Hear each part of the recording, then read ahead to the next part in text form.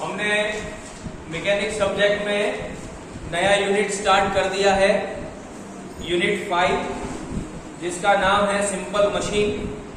और मैंने आप सभी से कहा था लास्ट क्लास में कि सिंपल मशीन चैप्टर के अंदर आप लोगों को जिस मशीन के बारे में पढ़ना है वो मशीन लिफ्टिंग मशीन होगी। और लिफ्टिंग मशीन का मतलब होता है ऐसी मशीन जो भारी वजन को कम से कम ताकत लगाकर उठा सके, ऐसी मशीन को हम लिफ्टिंग मशीन कहते हैं।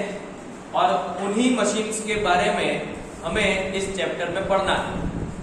अब मशीन्स के बारे में जब हमें पढ़ना होता है तो जो भी शब्द उसमें उपयोग में लिए जाते हैं, इंपॉर्टेंट टर्मिनोलॉजीज, उसके रिगार्डिंग पहले उन्हें पढ़ना और उन्हें समझना हमारे लिए आवश्यक हो जाता है। तो हमने उसमें से लोड के बारे में पढ़ा, जिसको हम W से रिप्रेजेंट करते हैं, एफर्ट के बारे में पढ़ा, जिसको हम P से रिप्रेजेंट करते हैं, और मैकेनिकल एडवांटेज यानी यांत्रिक लाभ के बारे में पढ़ा, जिसको हम MA = W/P के फॉर्मूला से समझते हैं। और तीसरी बात ये भी समझ लेना कि इस चैप्टर के अंदर आप लोगों को हर थ्योरी टॉपिक के बाद एक नया फॉर्मूला मिलेगा और इन फॉर्मूलाज को आपको याद करना है। कारण क्या है कि एक तो ये आपको थियोरी टॉपिक्स भी एग्जाम में आते हैं डायरेक्ट उठकर एज इट इज, और दूसरा कारण ये है कि जब हम न्यूमेरिकल सॉल्व करेंगे तो उस न्यूमेरिकल को सॉल्व करते वक्त आपको केवल ये फॉर्मूला एज इट इज वहां रखने हैं, उन फॉर्मूला में वैल्यूज रखनी है और कैलकुलेटर से कैलकुलेट करके आंसर निकालना। तो आज अपन नया टॉपिक स्टार्ट करेंगे। सिलेबस के अंदर आपको 5.1.3 टॉपिक दे रखा है वेलोसिटी रेशियो। वेलोसिटी रेशियो को हिंदी में वेगानुपात कहा जाता है। वेगानुपात हमें इस मशीन के अंदर फाइंड आउट करना पड़ता है या दिया हुआ होता है। तो पहले हमें समझना पड़ेगा कि वेगानुपात या वेलोसिटी रेशियो का मतलब क्या होता है। तो ये रेशियो है, वेलोसिटी रेशियो। रेशियो का मतलब अनुपात, ये किसी का रेशियो है। किसका रेशियो है? तो डेफिनेशन कहती है it is the ratio of distance travelled by the effort to the distance travelled by the load. मतलब मैथमेटिकली अगर आप इसको लिखना चाहें तो वेलोसिटी रेशियो को हमें शॉर्ट फॉर्म में VR बोलना है, V.R. तो VR = distance moved by effort ऊपर upon distance moved by load. अधिकतर लिफ्टिंग मशीन्स कैसे काम करती हैं कि आप थोड़ा सा ताकत लगाएंगे और वो नीचे जाएगा, और जिसको आप उठाना चाहते हैं वो दूसरी तरफ से ऊपर उठेगा।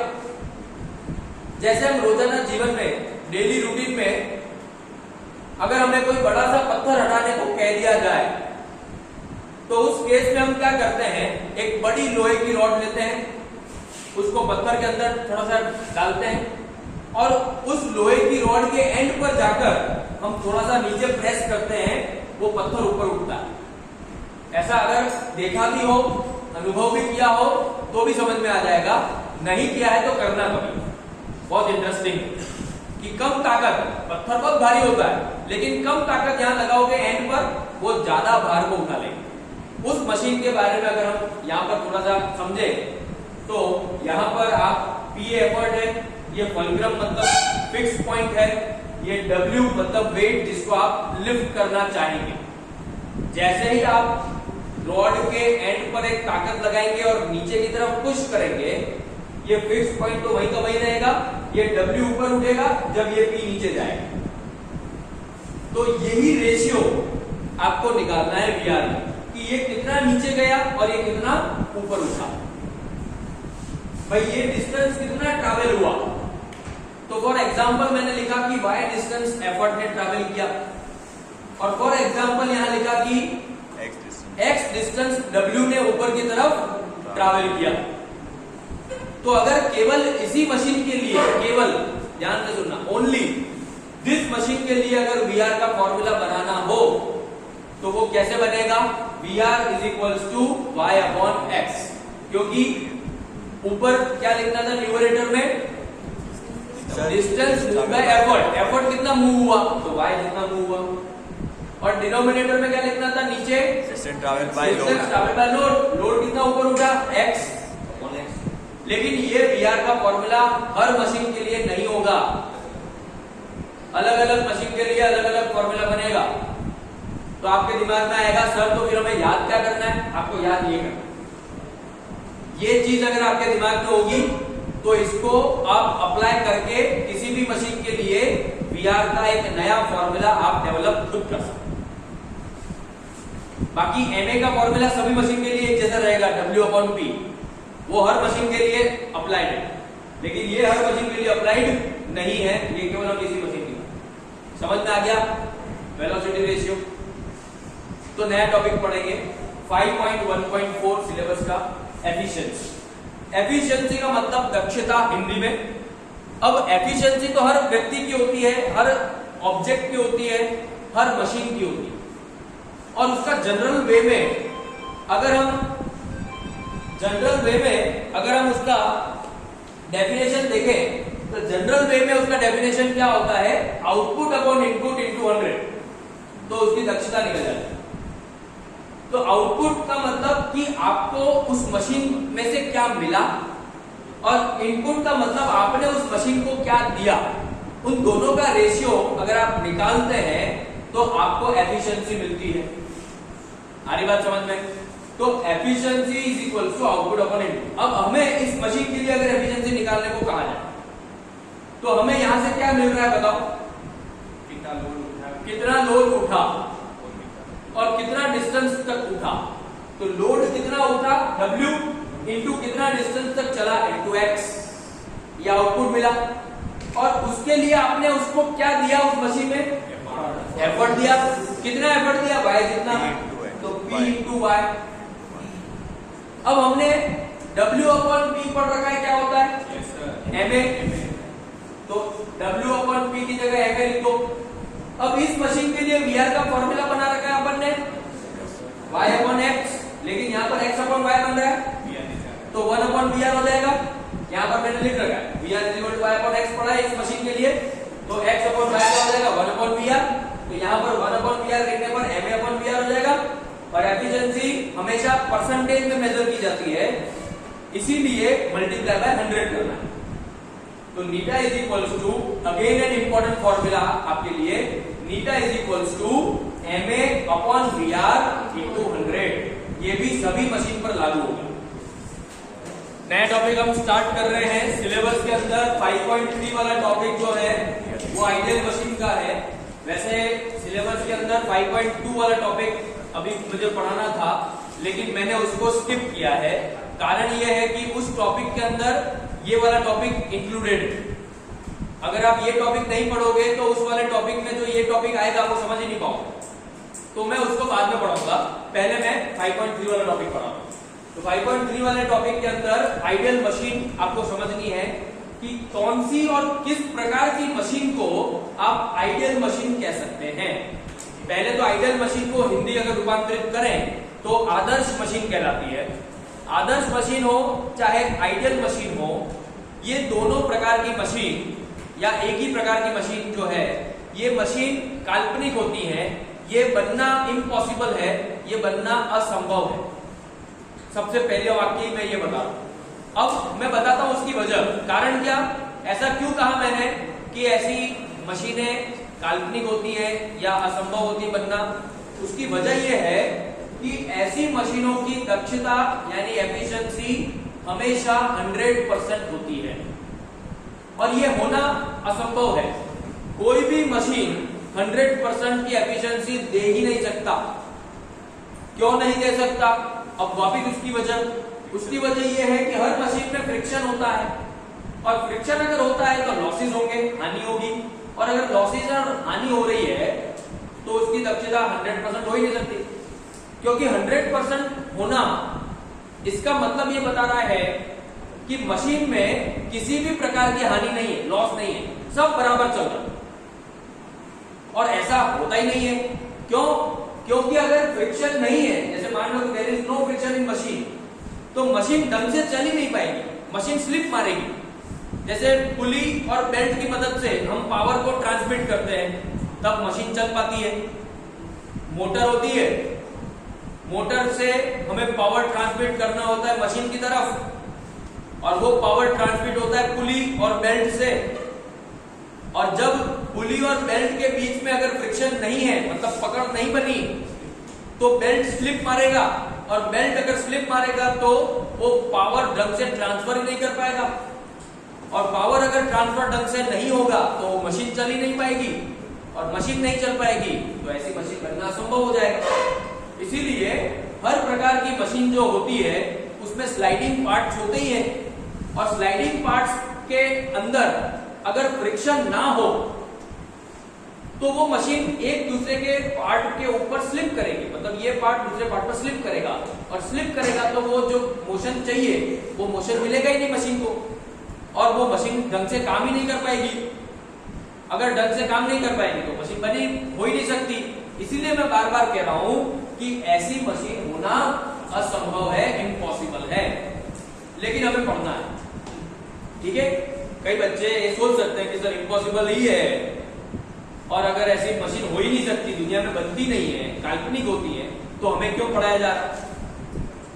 हमें इसलिए पढ़ाया जा रहा है क्योंकि हमें इसकी तरफ बढ़ना है आगे। हमें एक लिमिट दे दी है, अब हमें इस लिमिट तक पहुंचना है। आप कितना करीब पहुंचे? 80%, 90%, 70%, इसका 80%, 90%। तो ये बेंचमार्क बनाने के लिए ये मशीन बनाई, लेकिन साथ साथ हमें इस बात को भी ये याद रखना है, समझना है कि ऐसी मशीन होती नहीं। क्यों नहीं होती, यहां तक समझ में आ गया? अब ऐसी मशीन के अंदर एमए जो होता है वो वीआर के बराबर होता है, क्योंकि eta is equal to MA upon VR है। तो यहां पर देख लो आप, नीटा इज इक्वल टू क्या होता है?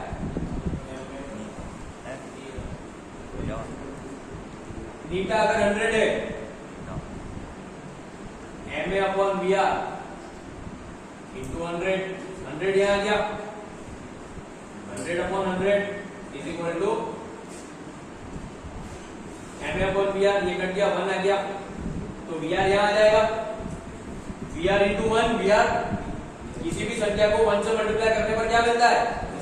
सेम चीज मिलती है। वीआर को 1 से मल्टीप्लाई करेंगे तो क्या मिलेगा? तो एमए इज इक्वल टू क्या हो गया? अब अगर मुझे आइडियल मशीन का एफर्ट निकालना है तो भी मैं इसी फॉर्मूला से निकालूंगा। Eta is equal to MA upon VR, MA की जगह मैंने डब्ल्यू अपॉन पी लिख दिया, इंटू वीआर इंटू 100 वहां चला गया, नीटा ऑलरेडी 100 है, ये मल्टीप्लाई वाला 100 वहां जाएगा, डिवाइड में हो जाएगा, 100 अपॉन 100 1 हो गया, 1 is equal to W upon P into VR. अब पी वहां भेज दिया तो यहाँ क्या बचा? P is equal to W upon VR. तो ये जो एफर्ट आया वो किसका एफर्ट है? आइडियल मशीन का एफर्ट है। ये एफर्ट का फॉर्मूला बन गया, लेकिन किसके लिए बना? आइडियल मशीन के लिए। समझ में आ रही बात? वैसे ही यहां तक तो आपको करना ही है सेम। अब यहां से अगर मुझे W की वैल्यू निकालनी है तो P इंटू वी आर दोनों को यहां मल्टीप्लाई करवा दूंगा 1 के साथ, सेम वैल्यू है कि P इंटू वी आर, तो W इज इक्वल टू क्या बन जाएगा? P into V R. तो ये बन गया लोड, ये लोड का फॉर्मूला बन गया। किसके लिए बन गया? आइडियल मशीन के लिए। आइडियल मशीन के लिए एफर्ट होता है W अपॉन वी आर, और आइडियल मशीन के लिए लोड का फॉर्मूला होता है W is equal to P into V are.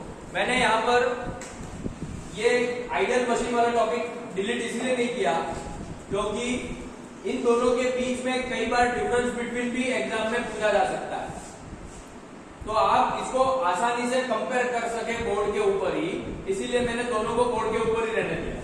ठीक है, पॉइंट एज इट इज है, लेकिन उल्टे जस्ट, मतलब यहां पर भी एफिशिएंसी की बात की, यहां पर भी एफिशिएंसी की बात की, वो मेन टॉपिक वही एफिशिएंसी, लेकिन दोनों में उल्टी बात है। तो वो डिफरेंसेस क्या है उन्हें हमें समझना पड़ेगा। अब टॉपिक का नाम है फ्रिक्शन इन मशीन, जिसको एक्चुअल मशीन भी कहा जाता है।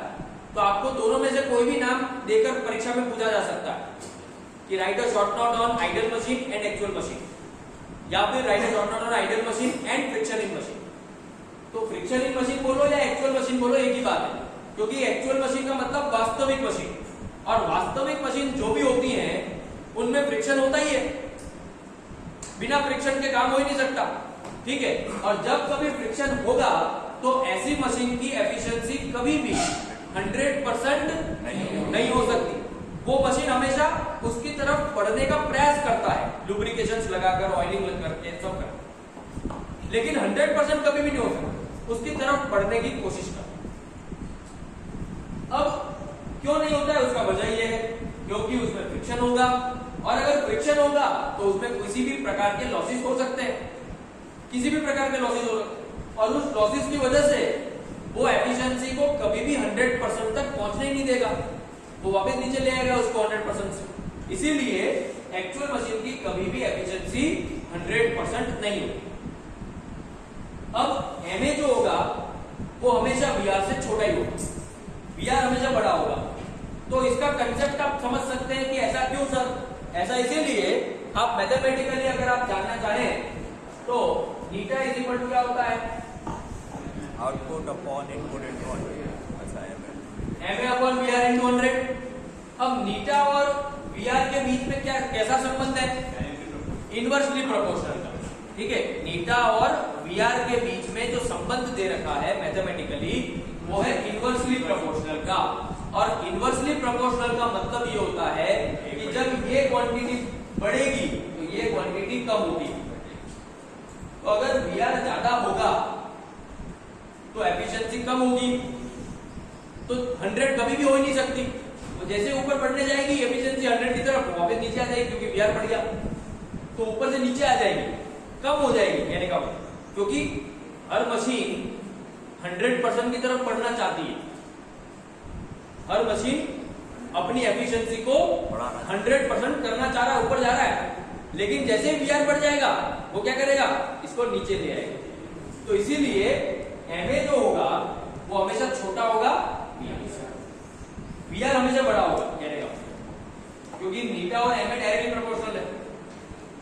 समझ में आ रही बात, तो इसलिए ये आपको लिखना। अब हमें एक्चुअल मशीन के लिए एफर्ट और एक्चुअल मशीन के लिए लोड की कैलकुलेशन करनी है, तो उसके लिए हम क्या कर सकते हैं, हम यहां पर नीटा की कोई एक वैल्यू मान सकते हैं कि भाई मशीन की एफिशिएंसी 50% है, 60% है, 70% है, 80% है, जो भी हमें पता नहीं है अभी कौन सी मशीन की बात कर रहे हैं, और उस मशीन की एफिशिएंसी अभी की तारीख में क्या नहीं पता, तो हम यहां पर भी कोई वैल्यू नहीं लेंगे। जैसे हम मैथमेटिक्स में x लेते थे, x क्या है मैथमेटिक्स में, let this value be x, इसका मतलब क्या, x is what, imaginary value, variable, x is variable, there can be any number. समझ में आ रही बात, तो हम x की कोई वैल्यू नहीं लेते हैं। ठीक उसी तरह से eta can be any number, we are not taking any of the number here. समझ में आ रही बात, तो अब यहां पर मान लो जो भी नंबर ले लिया, 60% ले लिया, तो ये 100 यहां आ जाएगा, 100 अपॉन 60 अपॉन 100 हो जाएगा, 0.6 हो गया, तो यहाँ 0.6, पर मैं नंबर नहीं लिख रहा हूं, आपको अभी समझ में आ जाए इसलिए मैं कोई एक अभी के लिए नंबर ले लिया 0.6, तो यहाँ नीटा को नीटा रहने दिया। अब मुझे p की वैल्यू चाहिए, तो p यहाँ जाएगा, नीटा यहाँ चला जाएगा, तो p is equal to w upon eta into VR. यहाँ नीटा कुछ भी हो, 0.6, 0.7, 0.8, 0.5 कुछ भी हो, इसलिए नीटा लेना पड़ा, यहाँ नीटा नहीं है क्योंकि नीटा बंद है।